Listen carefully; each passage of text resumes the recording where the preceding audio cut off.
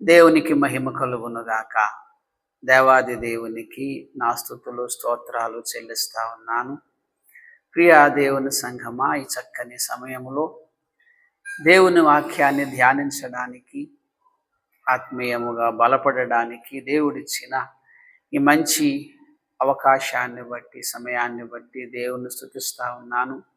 ఈ సత్యస్రవంతి అనే కార్యక్రమాన్ని చూస్తున్న మీ అందరకు యేసుక్రీస్తు వారి పరిశుద్ధ నామాన నా వందనాలు చెప్తా ఉన్నాను. ప్రియమిత్రులారా, ఈరోజు ధ్యానం నిమిత్తం ఏర్పాటు చేయబడిన వాక్య భాగము ప్రసంగి గ్రంథము 7వ అధ్యాయము 14వ వచనము. ప్రసంగి 7:14. సుఖదినమందు సుఖముగా ఉండుము, ఆపద్దినమునందు యోచించుము. ఆపద్దినమునందు యోచించుము. మానవ జీవితాలలో ఆపదలు, ప్రమాదాలు, శ్రమలు, బాధలు, దుఃఖాలు ఇవి కూడా ఉంటాయి. ఇవి వచ్చినప్పుడు ఇవి నాకు ఎందుకు వచ్చాయి అని ఆలోచించు ఒక్కసారి. ఈ ఆపద నాకు ఎందుకు వచ్చింది? ఈ శ్రమ నాకు ఎందుకు వచ్చింది? ఈ దుఃఖము నాకు ఎందుకు వచ్చింది? ఈ బాధ నాకు ఎందుకు వచ్చింది అని ఒక్కసారి ఆలోచించమని వాక్యం చెప్తా ఉంది. ఎందుకంటే మన జీవితంలో కలిగే బాధలకు, శ్రమలకు చాలా కారణాలు ఉంటాయి. అందులో ఒక కారణము మన స్వయంకృతాపరాధం. అన్ని బాధలకు గల కారణాలు స్వయంకృతాపరాధాలు కాకపోవచ్చు, కానీ కొన్ని బాధలకు, కొన్ని కష్టాలకు మన స్వయంకృతాపరాధాలే. మనం చేసుకున్న దాన్ని బట్టే మనం బాధలు అనుభవిస్తూ ఉంటాము. ఈ విషయాన్ని మనం గమనించాలి.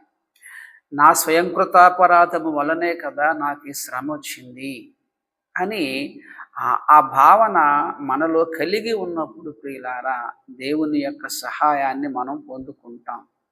ఈ విషయాన్ని ఎందుకు చెప్తున్నానంటే, మనకి ఏదైనా బాధ వచ్చినప్పుడు దానికి కారణం మనమే అయినప్పుడు దాన్ని చాలామంది ఒప్పుకోకుండా ఇతరులను ఏదో నిందించడానికి ప్రయత్నం చేస్తూ ఉంటారు.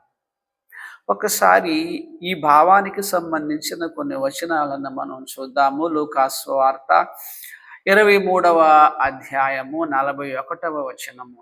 లూకా 23:41. మనకైతే ఇది న్యాయమే, మనము చేసిన వాటికి తగిన ఫలము పొందుచున్నాము. సిలువలో ఉన్నటువంటి ఒక దొంగ పలుకుతున్నటువంటి మాట. అతను కూడా శిక్షలో ఉన్నాడు. యేసు పక్కన ఉన్నాడు. ఒక పక్కన ఒక దొంగ ఉన్నాడు, ఇంకొక పక్కన ఇంకొక దొంగ ఉన్నాడు. ఇతడు తనకు కలిగిన శిక్ష అనేటువంటిది నేను చేసిన తప్పును బట్టే వచ్చింది అన్న సంగతి అతడు గ్రహించాడు. మనకైతే ఇది న్యాయమే. పక్క దొంగతో మాట్లాడుతున్నాడు. ఈ శిక్ష మనకు పడటం న్యాయమే. మనము చేసిన వాటికి తగిన ఫలము పొందుచున్నాము అంటే ఓటమిని ఒప్పుకుంటున్నాడు, వాస్తవాన్ని అంగీకరిస్తున్నాడు. కనుకనే నేడు నీవు నాతో కూడా పరదేశులో ఉందువు అనే వాగ్దానాన్ని పొందుకున్నాడు. దేవునికి మహిమ కలుగునుగాక. మన జీవితంలో బాధలు, కష్టాలు వచ్చినప్పుడు దానికి గల కారణం ఏంటో యోచించు ఒక్కసారి. ఆపద వచ్చినప్పుడు ఆపదకు గల కారణం ఏంటో యోచించు. అది మన స్వయంకృతాపరాధమే అయితే దాన్ని ఒప్పుకోవాలి. నేను సరిగా చదవలేదు కనుకనే ఫెయిల్ అయ్యాను, అదే కరెక్ట్ అయిన కారణం. పేపర్ చాలా కష్టంగా ఉంది, ఇంకేదో కారణాలు చెప్తూ ఉంటారు. మా మాస్టర్ సరిగా ఏదో పాఠాలు చెప్పలేదు. ఇంకొకరి మీద నేరాన్ని వేయడానికి ప్రయత్నం చేస్తారు, ఇంకొకరిని నిందించడానికి ప్రయత్నం చేస్తూ ఉంటారు చాలామంది. ఓటమిని అంగీకరించాలి. నేను సరిగా చదవలేదు కనుకనే నేను ఫెయిల్ అయ్యాను. ట్రాఫిక్ రూల్స్ నేను పాటించలేదు కనుక నాకు ఈ యాక్సిడెంట్ అయ్యింది. హెల్మెట్ నేను పెట్టుకోలేదు కనుక నాకు ఈ దెబ్బ తగిలింది.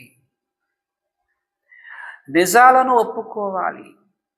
మనము చేసిన వాటికి తగిన ఫలము పొందుచున్నాము. అతడు వేదనలో ఉన్నాడు, అతడు సిలువలో ఉన్నాడు, అతని శరీరము కూడా బాధపడుతుంది, కష్టంలో ఉన్నాడు. ఇంత కష్టములో ఈ శిక్ష నాకు న్యాయమే, నాకు ఇలా జరగాల్సిందే. నేను చేసిన తప్పులకు సరైన ప్రతిఫలాన్ని నేను పొందుకుంటున్నానని ఓటమిని అంగీకరిస్తున్నాడు. ఓటమిని అంగీకరించేవాడే విజయానికి చేరువవుతాడు. ఈరోజు నేను ఓడిపోవడానికి కారణం నేను చేసిన తప్పిదాలే అనే వాస్తవాన్ని అతడు అంగీకరించినప్పుడు రెండవ రోజు అతడు విజయానికి చేరువవుతాడు. విజయానికి గల చాలా సూత్రాలలో ఒక సూత్రం ఏమిటంటే, ఈరోజు నేను ఓడిపోవడానికి గల కారణం ఏంటో ముందు యోచించాలి. ఆ కారణాలలో స్వయంకృతాపరాధాలు ఏవైనా ఉంటే వాటిని ఒప్పుకోవాలి. నేను చేసిన తప్పు వల్లనే నాకెలా అయింది. అలాగే చూడండి, ఎజ్రా గ్రంథము 9వ అధ్యాయము 13వ వచనం, ఎన్నో వచనాలు మనకు కనపడుతున్నా ఉన్నాయి ఇక్కడ. ఎజ్రా గ్రంథము 9:13. అయితే మా దుష్క్రియలను బట్టి, మా గొప్ప అపరాధమును బట్టి ఈ శ్రమలన్నీ మా మీదకు వచ్చెను. అంగీకరిస్తున్నారు. మా దుష్క్రియలను బట్టి, మా గొప్ప అపరాధములను బట్టి ఈ శ్రమలన్నీ మా మీదకు వచ్చాను. శ్రమలలో ఉన్నారు. ఆ శ్రమల సమయములో యోచిస్తున్నారు, ఎందుకు మాకి వచ్చాయి, కారణం ఏంటి అంటే మా దుష్క్రియలే, మా అపరాధాలే ఈ శ్రమలకు గల కారణాలు. చెడు అలవాట్ల వల్ల వ్యాధులు వస్తాయి. వ్యాధి వచ్చినప్పుడు నా చెడు అలవాట్ల వల్లే నాకు ఈ వ్యాధి వచ్చింది అంగీకరించాలి. నాకే ఉన్నాయి ఏంటి, ఇంకా చాలామందికి ఉన్నాయి కదా, వాళ్ళందరికీ లేదు, నాకే ఇలా వచ్చింది. ఇలాంటి ఆర్గ్యుమెంట్లు సరైన ఆర్గ్యుమెంట్లు కాదు. నీకు స్మోకింగ్ అనే బ్యాడ్ హ్యాబిట్ ఉందా, డ్రింకింగ్ అనే బ్యాడ్ హ్యాబిట్ ఉందా, ఈ చెడు అలవాట్లు ఉంటే ఖచ్చితంగా ఏదో వ్యాధులు వస్తాయి. ఈ వ్యాధికి గల కారణము నాకు కలిగిన ఈ చెడు అలవాట్లే నువ్వు అంగీకరిస్తే, ఒప్పుకుంటే, అప్పుడు దేవుని సహాయం నీకు వస్తుంది. ఆ చెడు అలవాట్ల నుంచి దేవుడు తప్పిస్తాడు. ప్రభువా, ఈ శిక్ష న్యాయమే, మా దుష్క్రియలను బట్టి, మా పాపాలను బట్టి, మా అపరాధాలను బట్టి ఈ శ్రమలు మా మీదకి వచ్చాయ్యా అన్ను ఒప్పుకొని ప్రభువా సహాయం చెయ్యమని అడిగితే దేవుడు తప్పకుండా మనకు సహాయం చేస్తాడు. ఇంకొక చక్కని మాట మనం చూద్దాము. నెహెమ్యా గ్రంథము 9వ అధ్యాయము 33వ వచనము. నెహెమ్యా గ్రంథము 9వ అధ్యాయము 33వ వచనము. మా మీదికి వచ్చిన శ్రమలన్నిటినీ చూడగా నీవు న్యాయస్థుడవే. వండర్ఫుల్. నీవు న్యాయస్థుడవే, నీవు సత్యముగానే ప్రవర్తించితివి కానీ మేము దుర్మార్గులమైతివి. ఎంత మంచి మాట, ఆలోచించవలసిన మాట. నెహెమ్యా 9:33. మా మీదకు వచ్చిన శ్రమలన్నిటినీ చూడగా నీవు న్యాయస్థుడవే. ఈ మాట ఎందుకంటున్నాడు ఈ భక్తుడు ఇక్కడ? మన శ్రమలను బట్టి దేవుడు అన్యాయస్థుడు అనే భావన మన హృదయంలోనికి వస్తుంది. దేవుడు నాకు అన్యాయం చేసేసాడు, దేవుడు ఎందుకో నాకు ఇలా చేశాడు అని దేవునిపై నేరారోపణ చేసే ఒక స్వభావం మానవులలో ఉండే అవకాశం ఉంది. సాతాను అలాంటి ప్రేరణ మన హృదయంలో వాడు కలిగిస్తూ ఉంటాడు. వాళ్ళకి ఏమవ్వలేదు, నీకే అయ్యింది, వాళ్ళందరూ బాగానే ఉన్నారు, నీకే ఇలా అయింది, దేవుడు నీకే ఇలా చేశాడు అని మనకు కలిగిన ఈ శ్రమలకు దేవుడు అన్యాయస్తుడు అనే ఒక భావనను పుట్టిస్తాడు సాతాను. అది చాలా తప్పు. ఇక్కడ మంచి మాట, మా మీదకు వచ్చిన శ్రమలన్నిటినీ చూడగా నీవు న్యాయస్థుడివే. ఎందుకంటే నీవు సత్యముగానే ప్రవర్తించితివి కానీ మేము దుర్మార్గులమైతివి. మా దుర్మార్గత వలన మాకి శ్రమలు వచ్చాయి. నీవు న్యాయస్థుడవేనయ్యా. మనం తప్పులు చేస్తూ మన స్వయంకృతాపరాధాల వలన మనం శ్రమలు అనుభవిస్తూ దాన్ని దేవుణ్ణి కారకుడిని చేయడం చాలా తప్పు. అది ఒక చెడు అలవాటు. చాలా మందిలో నేను చూస్తూ ఉంటాను. వాళ్ళ భావనలలో, వాళ్ళ మాటలలో నేను తప్పు చేశాను కనుకనే నాకు ఈ శిక్ష వచ్చింది అనే ఆ పరివర్తన విధానం కనపడదు. అందరూ బాగానే ఉన్నారండి, నాకే ఎందుకు ఇలా, మరి ఎందుకు దేవుడు ఇలా చేశాడు నాకు అని దేవునిపై కాస్త అసహనాన్ని ప్రదర్శిస్తూ ఉంటారు. అది మంచిది కాదు. ఓటమిని ఒప్పుకుందాం. నాకు కలిగిన ఈ శ్రమకు గల కారణం నేనే. నా స్వయంకృతాపరాధమే నన్ను ఈ శ్రమల్లోనికి తీసుకొచ్చింది. కష్టపడి చదవకపోతే ఫెయిల్ అయిపోతాం, అంతే. అది న్యాయమే, నాకు జరిగింది న్యాయమే. ఉద్యోగం సరిగా చేయకపోతే ఉద్యోగం నుంచి తీసేస్తారు, న్యాయమే. మనం చేసిన తప్పుల వల్ల మనం శ్రమలు అనుభవిస్తూ ఇంకొకరి మీద మనం నేరాన్ని మోపటం ఏమిటి? ఇతడు త్రాగుతాడు, ఆరోగ్యాన్ని పాడు చేసుకుంటాడు, నీ వల్లనే తాగేస్తున్నానని భార్యని అంటాడు. ఆమె వల్ల నువ్వు త్రాగటం ఏంటి? అంటే ఈ నేరాన్ని ఆమెపై గంటడానికి ప్రయత్నం చేస్తూ ఉంటాడు. చాలామందిని చూస్తాను, ఆవిడ వల్లనే నాకు త్రాగడం అలవాటైంది, ఆయన వల్లే నేను ఇలాగయ్యాను. ఇంకొకరు ఎవరి మీదో నేరాన్ని మోపడానికి చూస్తూ ఉంటారు, కానీ వీళ్ళ స్వయంకృతాపరాధాన్ని వీళ్ళు ఒప్పుకోరు. అది ఒక చెడు అలవాటు. యోనా భక్తుడు కూడా యోనా గ్రంథము 1వ అధ్యాయము 12వ వచనములో, నన్ను బట్టియే ఈ గొప్ప తుఫాను మీ మీదకి వచ్చినని నాకు తెలిసే ఉన్నది, నా అవిధేయత వలన ఈ తుఫాను వచ్చింది, నన్ను బట్టియే వచ్చింది. మనకైతే ఇది న్యాయమే, మనము చేసిన వాటికి తగిన ఫలము పొందుచున్నాము. వాస్తవాన్ని అంగీకరించటం మంచి అలవాటు ప్రియులారా. కానీ కొద్దిమంది మానవులలో దీన్ని ఒప్పుకోరు, ఇంకొకరి మీద నేరాన్ని మోపడానికి చూస్తూ ఉంటారు. చూడండి, ప్రకటన గ్రంథము 16వ అధ్యాయము 11వ వచనము. ప్రకటన 16:11లో, తమకు కలిగిన వ్యాధులను బట్టి పుండ్లను బట్టి పరలోకమందున్న దేవుని దూషించిరి గాని తమ క్రియలను మాని మారు మనస్సు పొందిన వారు కారు. వీళ్ళు మారు మనస్సు పొందకుండా చెడ్డ క్రియలు చేస్తున్నారు. ఈ చెడ్డ క్రియల వలన వీళ్ళకి వేదనలు వచ్చాయి.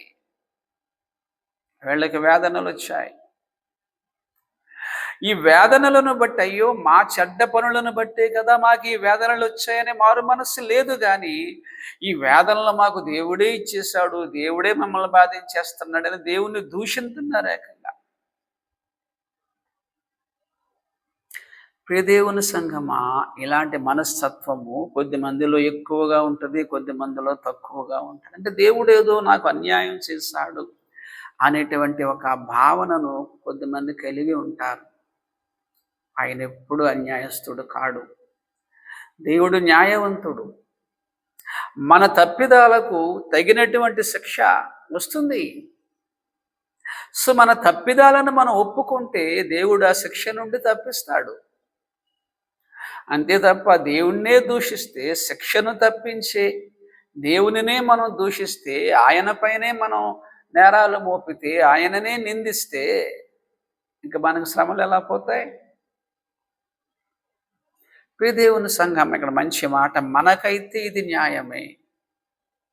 ఆ శిలువ శిక్షను ఇతడు అనుభవిస్తున్నాడు, దొంగ. అతడు కూడా శిలువ వేయబడ్డాడు, కానీ అతడు నేరస్తుడు.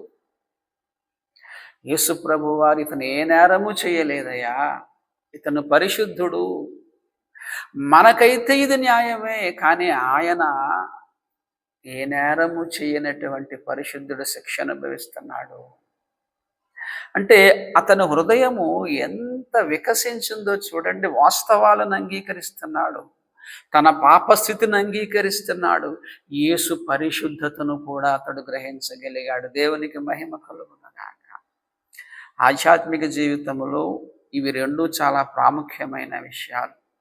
నెంబర్ 1, యేసు పరిశుద్ధతను గుర్తించటం. ఆయన పరమ పరిశుద్ధుడు.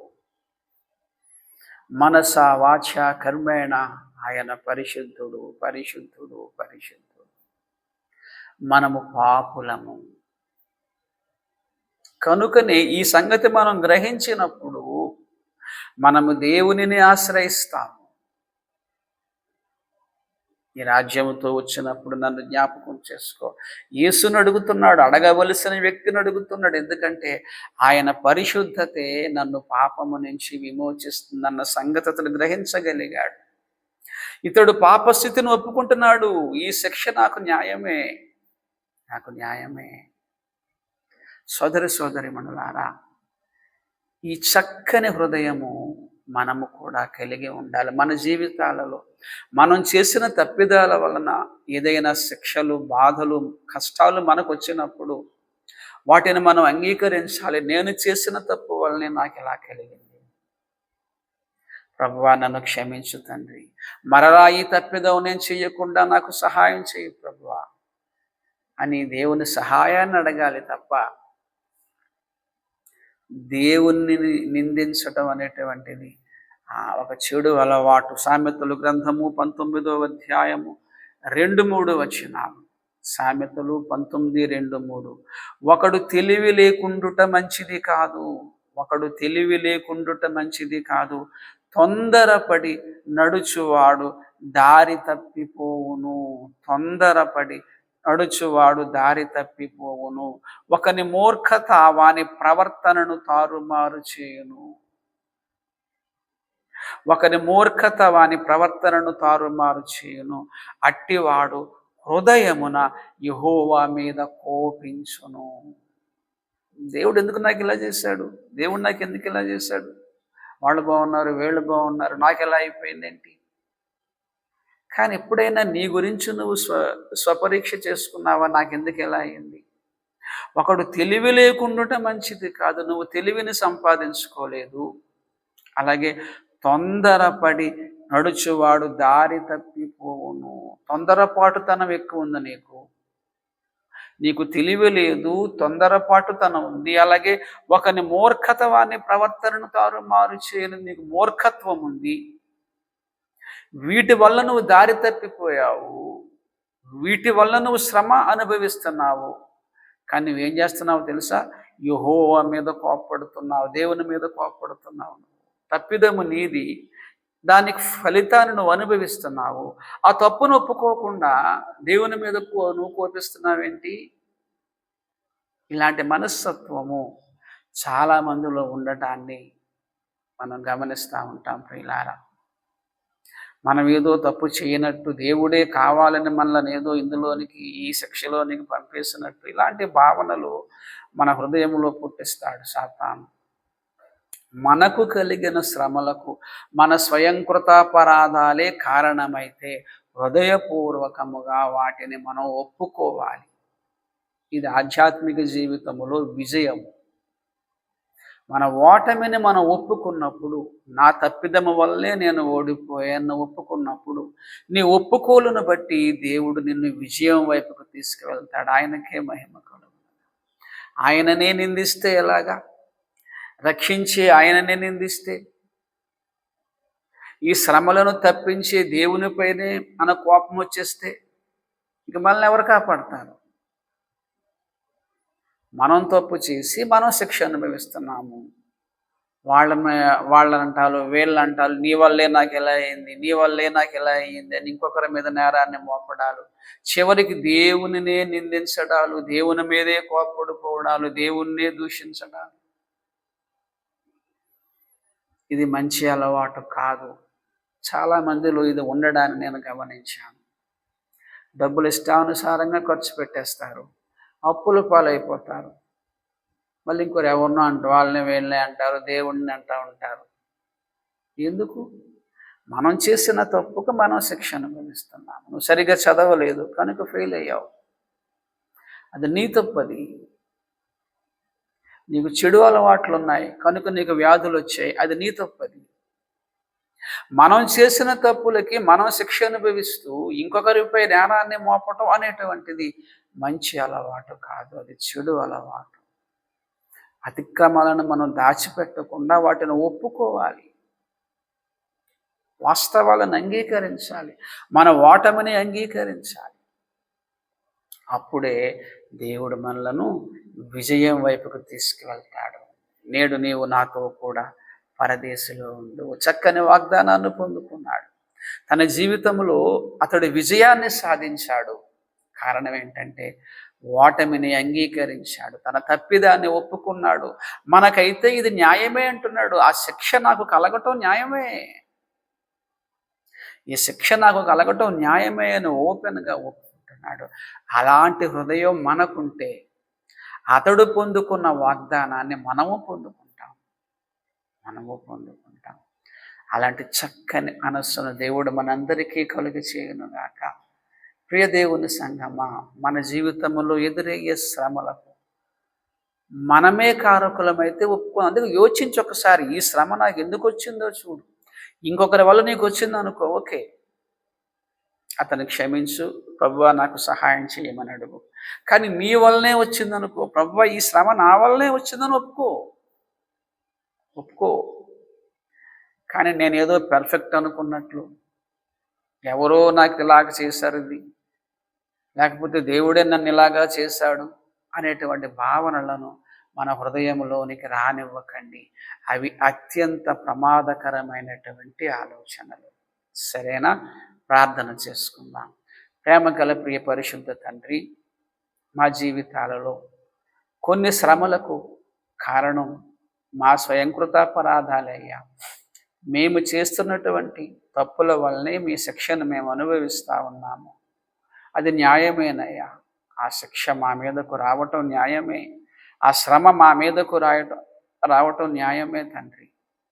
నీవు న్యాయవంతుడవే. మా చెడ్డ పనులే మాకు శ్రమలు కలిగించాయి, మాకు బాధలు కలిగిస్తున్నాయి. ప్రభువా, ఆ చెడు పనులను తండ్రి మేము విసర్జించేలా సహాయం చేయండి. అంతకన్నా ముందు ప్రభువా, వాస్తవాన్ని అంగీకరించేలా సహాయం చేయండి.